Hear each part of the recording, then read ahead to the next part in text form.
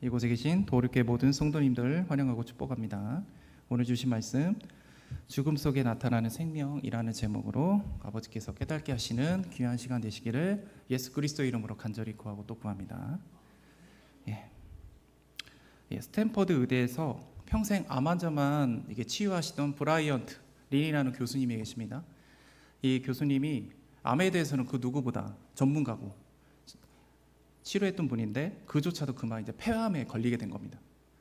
평소에 운동도 꾸준히 했고 담배조차 피우지 않았는데 누구보다 열심히 건강관리를 했음에도 불구하고 그가 그만 폐암에 걸리게 된 거죠. 그것도 암사기. 앞으로 살아날 날이 2년밖에 없다라는 검사 결과까지 나왔습니다. 그런데 이제 브라이언트 린 교수님은 하던 교수직을 내려놓고 병원 치료에 전념하기보다는 자신의 암을 수업 교재로 삼기로 결심을 했어요. 보통 사람 같으면 죽음이 곧 2년밖에 남지 않았잖아요. 그러면 그 시점에서 온전한 마음으로 이 교수직을 이행할 수 있겠습니까? 제 아무리 능력도 있고 강한 정신력을 가진 자일지라도 죽음 앞에는 모두 다 연약한 존재일 수밖에 없는 겁니다. 혹시 여러분이 쓰고 계신 아이폰을 누가 만드신 줄 아십니까? 아이폰 쓰는 분들 많으실 거라고 생각이 드는데 스티브 잡스죠. 스티브 잡스. 한번 다 들어는 보셨죠. 스티브 잡스. 스티브 잡스가 세계적으로 유명한 애플 창시자인데 그가 유명한 이유, 그가 수많은 어록이 있어요. 또 IT 업계를 굉장히 주도를 합니다. 혁신적인 제품도 많이 냈어요. 그가 만든 제품의 기준이 돼서 전 세계에 많은 이런 혁신적인 제품들이 많이 나왔는데 그가 이제 이용과 목표를 위해서라면 어쩔 때는 굉장히 냉철해요. 냉정하게 판단을 하고 인간미 없이 그런 모습을 굉장히 많이 드러냅니다. 예를 들면 어떤 직원이 스티브 잡스랑 같이 엘리베이터를 탔다. 그러면 순간 스티브 잡스가 물어봅니다. 회사에 대한 비전, 현재 프로젝트에 대한 얘기를 물어봅니다. 그걸 만일 제대로 답하지 못한다? 그러면 바로 파이어입니다. 바로 해고당합니다. 그 정도로 굉장히 어떻게 보면 굉장히 냉철하고 되게 합리적인 판단을 하는 인물이라는 거죠. 오히려 그 사람은 그 이미지를 사람들에게 이미지화해 갖고 물건을 홍보를 해요. 그런 분인데 문제는 뭐냐? 이분이 그만 취장암에 걸렸던 거는. 그도 투병 생활을 하는 중에 또 엄청나게 회사 가치를 많이 올릴 정도로 성장을 했는데 문제가 뭐냐면 이 사람도 이 죽음 앞에서는 온전하게 판단하지 못하고 두려움에 떨었던 인물이었다는 거예요.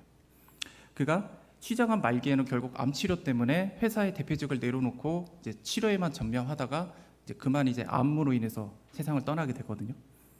근데 그가 이렇게 맨날 합리적인 판단과 결정을 내리고 했던 그가 취장암을 치료하기 위해서는 병원 치료보다 대체 의학을 믿고 의지했다는 겁니다. 몸에 칼을 대는 걸 굉장히 싫어했대요. 그래서 치료가 굉장히 늦어지게 된 거예요. 그러면서 대체의학에 대한 집착까지 있어서 결국 취장암을 치유할 시기를 놓쳐버린 거죠. 그래서 결국 세상을 떠나게 됐는데 그가 2003년에 처음 취장암이 발견이 되고 2011년에 세상을 떠나게 됩니다. 무려 8년 동안 투병 생활을 한 거예요. 물론 이 취장암 자체가 완치되기가 어려운 질병이죠. 그렇긴 한데 그래도 그가 취장암이 발견된 초기에 이걸 제대로 병원 치료를 했더라면, 수술을 했더라면 그는 아마 완치가 될 확률이 높았을 거예요. 그런데 그가 죽음 직전에서야 병원 치료를 일찍 받지 못한 것에 대해 굉장히 후회를 했대요. 내가 진작에 수술을 했더라면 내가 살았을 것인데 몸에 칼대지 않는 대체의학만 믿고 음식이라든가 이런 거에만 굉장히 의존을 했다는 거죠. 결국 그도 죽음에 대한 두려움 때문에 잘못된 맹신과 올바른 판단을 제대로 하지 못한 겁니다. 이처럼 아무리 똑똑하고 강한 정신력을 가진 자일지라도 아무리 수많은 재물이 있고 명예가 가질지라도 동일하게 죽음 앞에는 누구나 다 연약한 존재입니다. 그래서 브라이언트 린 교수님 같이 암에 걸렸다면 보통 사람들은 교수직을 다 내려놓고 암을 치료하기 위해서 수당한 방법을 다 동원하겠죠. 조금이라도 생명을 더 늘려보려고 노력을 했을 겁니다. 남은 인생 얼마 안 남았죠? 그러면 그동안 미뤄왔던 거, 그리고 내가 하지 못했던 것들을 해가면서 아마 삶을 하나 둘씩 정리해 나갔을 거예요. 그런데 이 브라이언트 린 교수님이 남은 인생을 조금 더 가치 있게 마무리하자라고 그렇게 마무리 짓길 원했다는 겁니다. 그래, 기왕 죽을 거 학생들에게 죽음을 주제로 수업을 해야겠다, 이렇게 결심을 했더라고요. 그래서 진단에서 대화까지, 의사가 암과 벌이는 실시간 전투, 이런 이름의 클래스를 열었어요. 그래서 각자에게 죽음을 맞이하는 그 감당하는 과정을 깨닫는데 이 수업이 도움이 됐으면 하는 마음으로 이 수업을 진행을 했어요. 근데 무엇보다 굉장히 좀 의미 있어 보이고 멋있어 보이는 수업이잖아요. 근데 이게 사실 브라이언트 린 교수님이 암에 걸려서 죽어가는 과정을 다 보여주고 있는 수업이에요. 그래서 평소 교수님하고 안면이 있는 학생들이 와서 이거 괜찮냐고, 괜찮아, 이게 진행해도 됐으면 괜찮겠냐고 물어본 거죠. 근데 암에 대해서는 내가 누구보다 잘 아니까 걱정하지 말라면서 이 수업을 진행을 했어요. 그러면서 이제 치료와 같이 병행을 했는데, 우리는 여기서 기적이 있으면 좋겠지만 실제로는 암세포가 이제 간과 뇌까지 전이가 된 거예요. 그러면서 뇌에만 악성 종양이 50개가 발견돼요. 척추, 갈비뼈에 통증이 어마어마하게 심해요. 체중 감소까지 있어요. 그래서 고통이 극에 달하는 상황까지 옵니다. 그럼에도 항암 치료를 받으면 이 교수님이 그걸 통해 그 모든 정보와 그 스케줄까지 모두 학생들에게 공개를 하는 거예요. 이 치료를 받았더니 이런 게 있고, 이런 아픔이 있고, 이런 과정을, 죽음의 모든 과정을 다 학생들에게 오픈을 한 거예요. 그러면서 암이 정신 건강에 미치는 영향, 그리고 간병인의 역할, 그리고 차세대 약물 치료, 이런 것들을 다루면서 수업을 멈추지 이제 진행을 한 겁니다. 그러다가 이제 점점 교수님이 죽어가고 있거든요. 근데 이 수업을 듣는 학생들도 굉장히 슬퍼하는 거죠. 그런데 교수님이 죽음도 배움이 될 수 있다, 이렇게 웃으면서 학생들을 가르쳤대요. 그 후로 이 브라이언트 린 교수님이 아직 돌아가시진 않는 것 같아요. 그런데 여전히 암 환자의 신분으로 학생들에게 죽음을 가르치고 있다라고 합니다. 우리는 이 브라이언트 린 교수님의 모습을 통해 죽음이라는 것을 굴복당하지 않고 도리어 그 죽음을 극복하는 그런 모습이 학생들에게 커다란 가르침이 됐고 영향력을 보여줬습니다. 이 수업을 들은 학생들이 이 수업은 제 인생의 기준이 됐습니다. 저는 평생 이 수업을 잊지 않겠습니다라고 그렇게 고백을 했다는 거예요. 그러면서 이 죽음을 배운 학생들이 도리어 이 수업은 인생의 커다란 전환점이 되어버린 것이죠. 그러면서 학생들 마음에 새로운 인생의 가치와 목표를 심겨준 겁니다. 도리케 성도 여러분, 우리에게 있어 그 죽음은 어떠한 의미입니까? 뭔가 두렵고 떨리고 그런 끝이라는 생각 가운데 있지 않습니까? 아직 내 인생 팔팔한데, 아직 내가 더 하고 싶은 것들, 하지 못한 것들, 누리고 싶은 것들이 아직도 남아있는데, 역시 죽음이란 말을 들으면 굉장히 어색하고 왠지 나와가는 좀 어울리지 않을 것 같은 그런 단어이기도 하고요. 어떤 사람들은 굉장히 불편하고 거부하고 싶고 피하고 싶고 그런 마음이 있는 게 바로 죽음이라는 겁니다. 그런데 만일 지금 당장 주님께서 우리를 하나님의 나라로 데려가신다면 그것을 기쁘게 감당하실 수 있겠습니까? 감당하실 수 있겠습니까? 아멘? 저는 아멘입니다. 좀 삶이 좀 고단하고 힘든 분들은 아마 하나님 나라를 굉장히 사모할 거라고 저는 생각을 해요. 우리 여기 계신 많은 분들이 그래도 하나님의 그 고난과 아픔 속에도 많이 훈련받고 있는 중에 분들이 많죠. 그래서 하나님 나라를 굉장히 꿈을 꾸잖아요.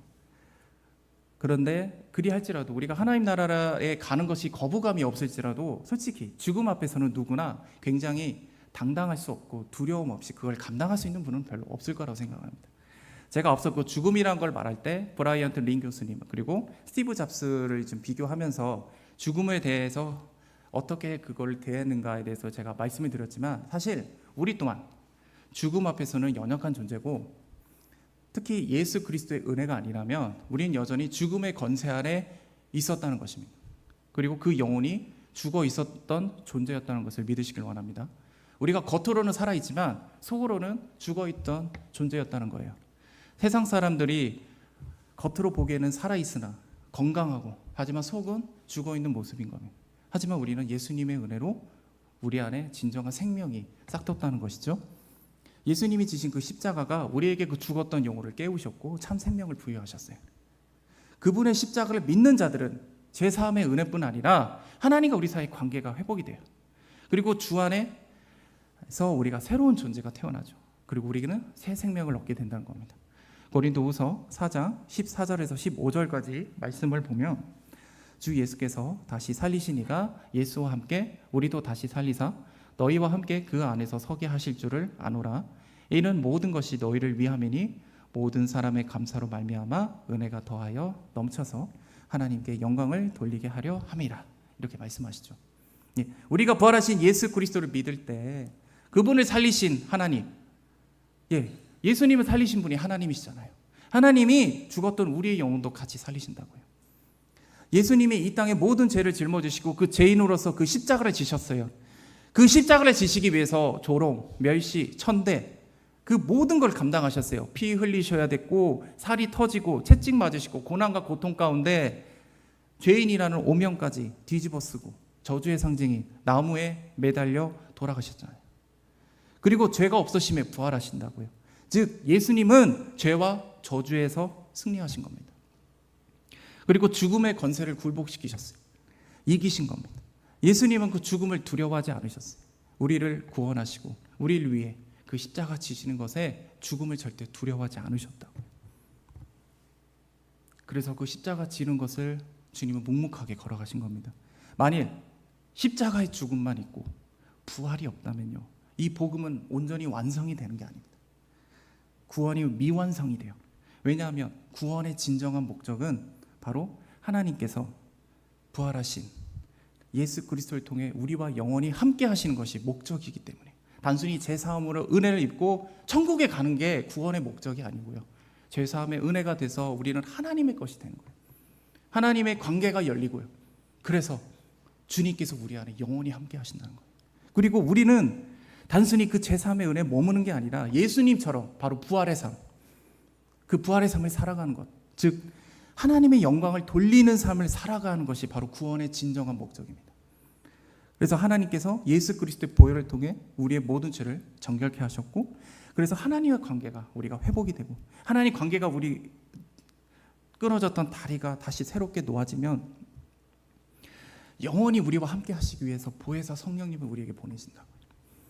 그래서 십자가에 죽으셨던 예수 그리스도의 흔적을 우리 안에 새기세요. 그 새김이 나는, 너는 내 것이다. 오늘날 내가 널 낳았도다. 이제 우리는 그리스도의 마커가 새긴 자, 우리 마커스라고 하죠. 우리 찬양할 때 마커스 많이 들어보셨죠. 그 마커스가 예수 그리스도의 흔적이 새겨진 자들이에요. 그러니까 우리가 예수 그리스도의 흔적이 새겨진 자들이죠. 하나님의 형상이 바로 예수 그리스도시잖아요. 예수님이 이제 우리 안에 영원히 살아 계신다는 겁니다. 예수님이 우리 안에 살아 계시기 때문에 죽었던 우리의 영혼 또한 다시 새롭게 살아날 수 있는 거예요. 만약 예수님이 우리 안에 살아 계시지 않는다면 우리는 이 땅에서 하나님께 영광을 올려드리는 그 부활의 삶을 사는 자로서 살아가지 못합니다. 주님이 우리 안에 계셔야 우리가 주님의 것이 되는 거예요. 만약 주님이 계시지 않으면 살아가지 못하고 우리는 세상의 권세 아래 살아갈 수밖에 없어요. 그래서 우리가 믿는 이 믿음과 신앙이 결국 이 시대 속에 이방신, 우상신을 섬기는 다른 종교들과 크게 다르지 않게 된다, 되어버린다는 겁니다. 우리 고린도후서 4장 7절 말씀 우리 다 같이 읽겠습니다. 시작. 우리가 이 보배를 질그릇에 가졌으니 이는 심히 큰 능력은 하나님께 있고 우리에게 있지 아니함을 알게 하려 합니다. 아멘. 예수 그리스도를 믿는 자에게는 그 안에 보배가 있답니다. 지금 사도 바울이 그렇게 말하고 있는데 보배가 과연 무엇입니까? 보배는 바로 예수 그리스도입니다. 우리 안에 살아계시고 영원히 함께 하시는 바로 예수 그리스도입니다. 연약한 질그릇 같은 이 우리 안에 보배이신 예수 그리스도가 함께 하신다는 겁니다. 이 사실을 믿으십니까? 이 감동이 되십니까? 여러분, 우리 안에 예수님이 계신다고요. 이 사실이 너무 놀랍지 않으세요? 가끔은 예수님을 믿고 우리가 세상 살아갈 때 내 안에 주님이 함께 하신다는 걸 우리는 너무 많이 까먹고 살아요.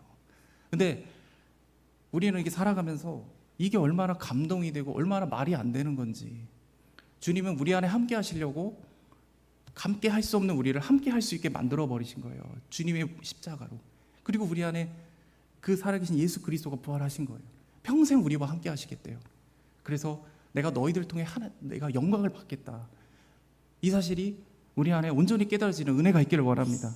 아무리 볼품없고 깨어지기 쉬운 우리 질그릇이잖아요. 그 질그릇 같은 우리인데 우리 그 안에 질그릇일지라도 무엇이 담겨져 있는 것인지 그거에 따라서 그 그릇의 가치가 다르다고요. 겉보기로는 뭐 금가 있고 볼품없는 그릇인데 그 안에 생명이 담겨져 있다면요. 그 그릇은 가치가 있는 거예요. 아무리 그게 황금 그릇이든 은 그릇이든 간에 그 안에 생명이 아니라 죽음이 담겨 있다면요.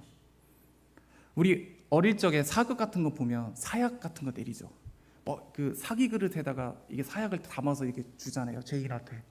겉으로 보기에는 멋진 사기 그릇이라고요. 그거 먹으면 죽어요. 독약이거든요. 사약은. 우리 어릴 적에 제가 어릴 적에 봤던 포청천이라는 그 드라마가 있었어요. 혹시 그 아시는 분은 연륜이 딱 알게 될 건데 저는 아기 때 봤던 거라서 거기 판관 포청천이 흔히 말하는 이제 죄인을 이제 사형을 시킬 때 그 유명한 게 있어요.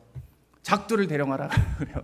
작두를 대령하라 그래요. 그래서 그 작두에 목이 잘려 죽는 거죠.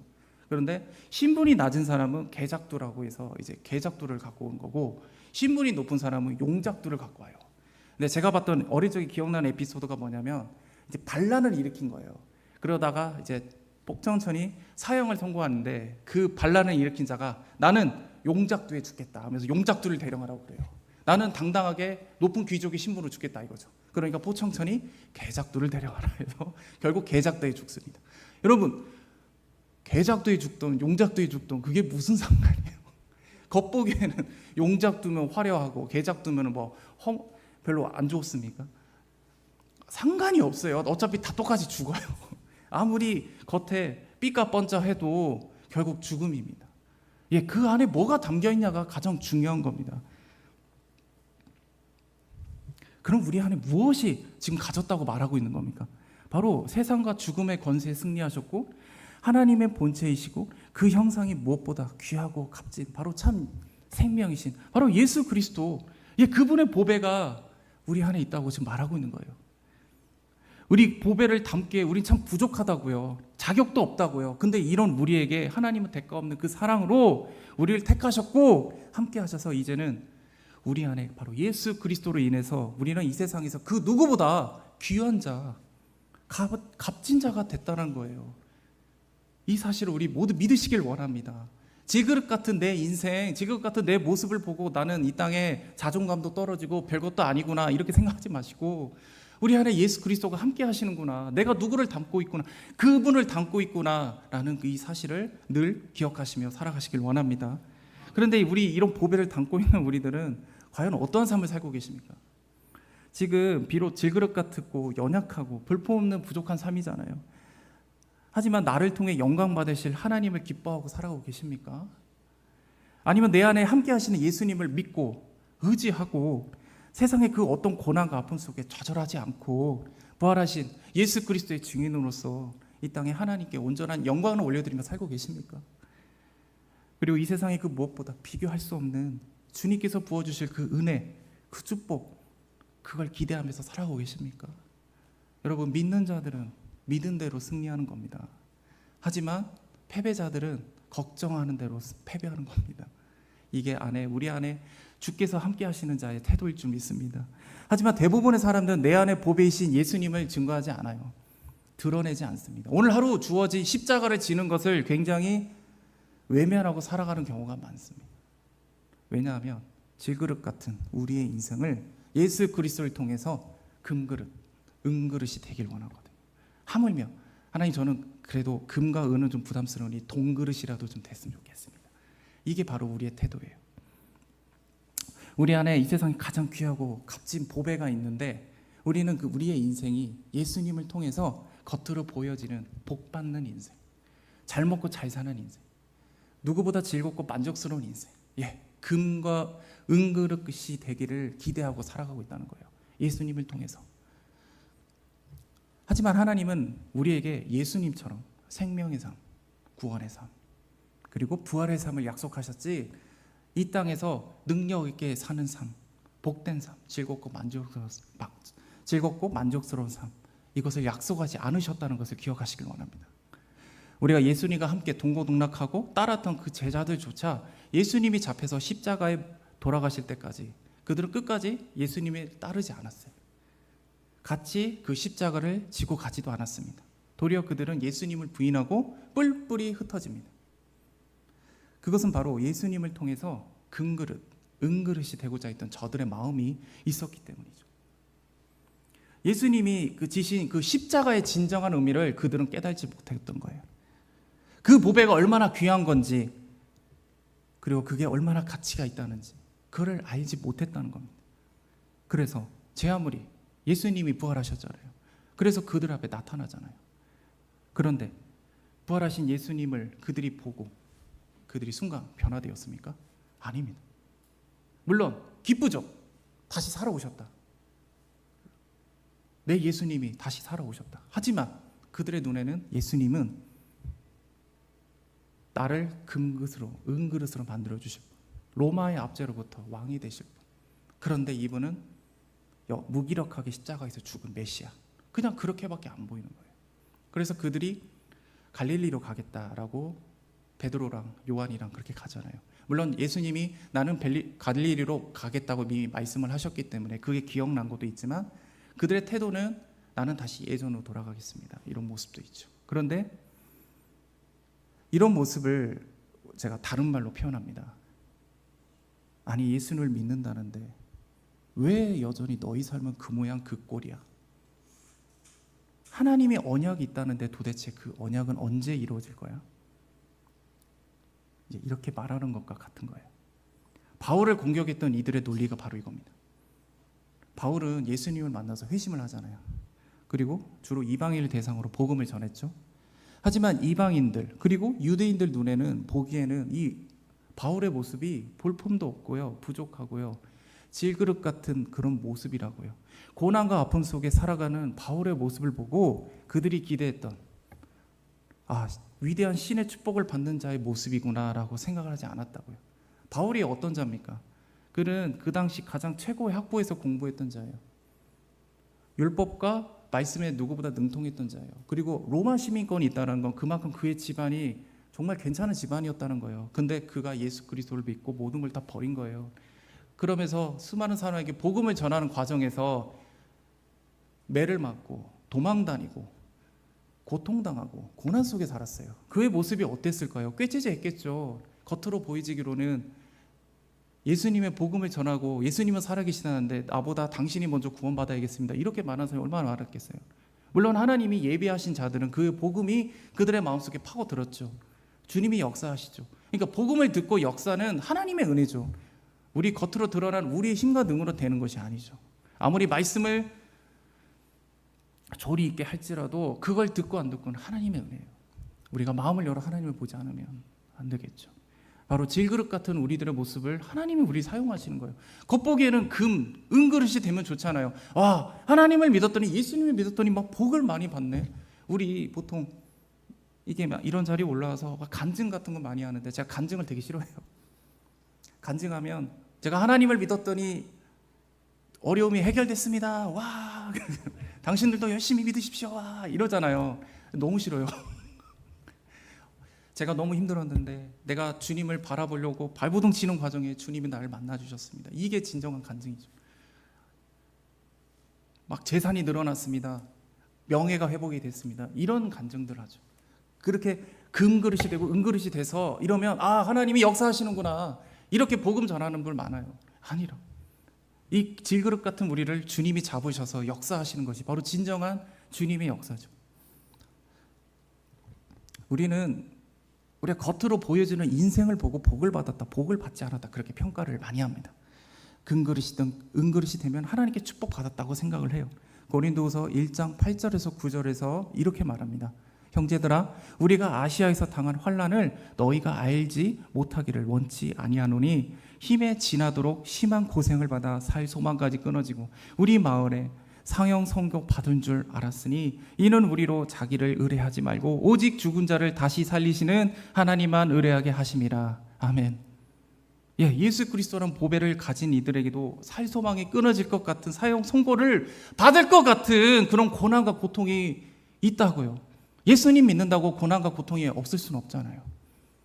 그렇다고 고난과 고통이 우리 피해가지도 않아요. 그런데 예수 그리스도 보배를 가진 자들은 바로 질그릇 같은 인생을 다들 살아가요. 하지만 이걸 나를 의지하지 않고 내 안에 계신 예수 그리스도 그리고 위대하신 하나님만 바라보게 하고 의지하게 하려고 하심이라고 지금 말씀하고 있습니다. 그 고난과 고통을 통해서 보배를 품은 이 질그릇은 반드시 깨어져야 된다는 것을 말합니다. 여러분, 왜냐하면 질그릇이 깨어져야만이 그 안에 담긴 보배가 드러나기 때문입니다. 질그릇이 깨어져야 그 안에 숨겨진 보배가 드러납니다. 그 보배가 드러나야 우리가 구원받은 진정한 목적, 바로 하나님께 영광을 올리는 자의 삶을 우리가 살아가는 것이고, 하나님은 그 영광을 받으시는 거예요. 이것이 오직 하나님만 의지하고 하나님만 바라보고 하나님께만 순종하고 나가는 자만이 온전히 깨어질 수 있음을 믿으시길 원합니다. 하나님의 택함을 받은 기드온이 사실 질그릇같이 참 연약하고 두려움이 많았던 자잖아요. 특이한 자잖아요. 이 사람은 아무리 봐도 사사감이 아닌데 지금 포도주 틀에 가서 몰래 밀을 타작하던 바로 용기가 없던 그런 자잖아요. 그런 자를 하나님이 오셔서 큰 용사여라고 말씀하시잖아요. 그가 진짜 큰 용사라서 하나님이 그렇게 말씀하신 게 아니잖아요. 우린 다 알거든요. 그가 하나님이 내가 너를 그렇게 만들 거야. 내가 너를 택했고 내가 너를 큰 용사로 만들 거야. 주님이 그렇게 말씀하시는 거거든요. 하나님은 우리가 가진 그 능력과 힘을 보시는 게 아니에요. 바로 그 안에 그 믿음과 그 순종을 보시는 분입니다. 하물며 저는 믿음이 부족한데요. 저는 순종을 잘 못하는데요. 이런 저일수록 걱정하지 마세요. 하나님이 너의 믿음이 커질 수 있도록 내가 훈련 프로그램을 만들어놨으니까 걱정하지 마라. 스스로 나 자신을 쳐가지고 내가 고생을 하면 내가 고생을 알게 될 거야. 그런 걱정하지 마세요. 그거 안 하셔도 삶 속에 하나님이 예비하신 고통과 고난은 많습니다. 굳이 그걸 다 안 하셔도 돼요. 그냥 하나님이 맡기신 것만 하시면 됩니다. 어쨌든 이렇게 기드온이 하나님이 믿음이 커질 수 있도록 하나씩 진짜 말도 안 되는 거 막 물어보잖아요. 하나님 양털이 젖지 않게 해주세요. 양털만 안 젖고 주변만 젊게 해주세요. 막 그거 다 들어줘요. 믿음을 키워주시는 거예요. 그에 맞춰서. 그래서 그를 사사로 세워서 주님이 하시고자 하는 것이 뭐냐, 바로 미디안 백성과 전쟁을 해서 승리케 하려고, 미디안 백성 때문에 고통을 받는 이스라엘 백성을 구원하시기 위해서 하나님은 사사를 삼으신 거예요. 기드온이 비록 큰 용사와 거리가 먼 인물이지만 하나님이 함께 하시기 때문에 큰 용사가 될 수 있는 겁니다. 마찬가지예요. 우리 안에 누가 있다고 했죠? 예수 그리스도가 있죠. 예수 그리스도가 우리와 함께 하시기 때문에 우리는 예수 그리스도의 큰 용사가 될 수 있는 겁니다. 하나님께서 미디안 백성으로부터 그들을 치기 위해서 이스라엘 백성들을 모으기 시작하잖아요. 그래서 그들과 이제 전쟁 준비를 하죠. 유명하죠. 300용사. 처음에는 그보다 훨씬 많은 자가 모이는데 주님이 다 내보내고 결국 300용사만 남아요. 근데 미디안군은 몇 만이냐? 13만 5천 군대예요. 이게 몇백 배예요. 몇백 배. 이게 우리가 생각하기로는 300용사가 정말 일당백을 하는 그런 멋진 진짜 그 정예병인가 보다라고 생각하겠지만 사실 고대 전쟁사에서는 숫자가 많은 게 장땡입니다. 13만 5천의 군대를 이스라엘이 300용사가 어떻게 감당하고 얘기입니까?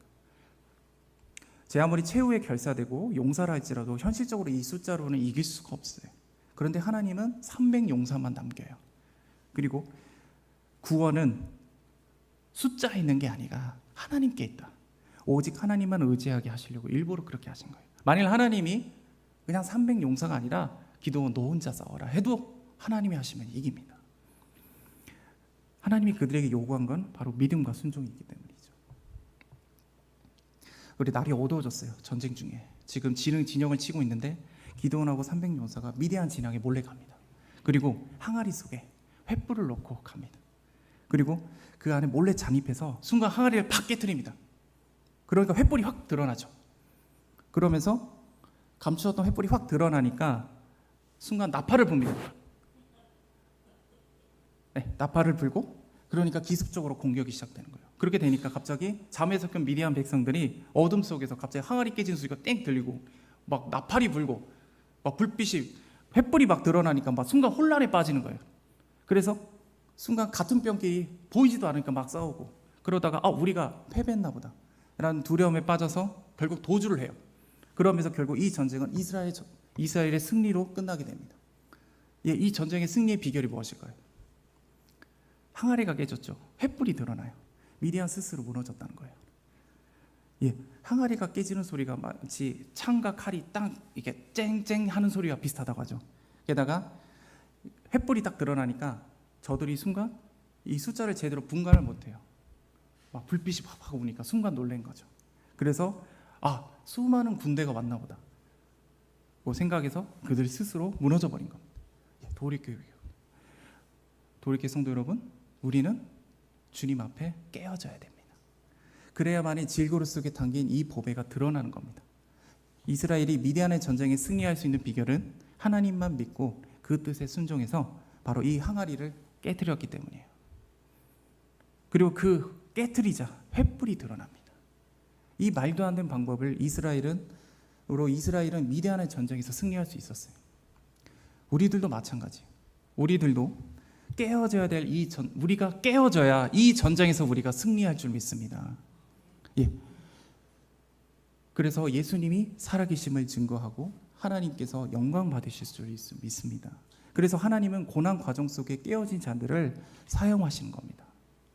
내가 가진 금이나 은을 의지하지 않고 오직 하나님만 바라보고 하나님만 의지한 자를 통해서 하나님의 전능하심을 드러내시고 영광 받으시기 원하시기 때문입니다. 질그릇처럼 연약한 인생을 택하시고 하나님만 의지하고 깨뜨리셔서 우리 안에 참 보배이신 예수님만 증거하고 드러내시기를 간절히 원합니다. 우리 고린도후서 4장 11절 말씀 다 같이 읽겠습니다. 시작. 우리가 산 자가 항상 예수를 위하여 죽음에 넘겨옴은 예수의 생명이 또한 우리의 죽을 육체에 나타나게 하려 함이라. 아멘.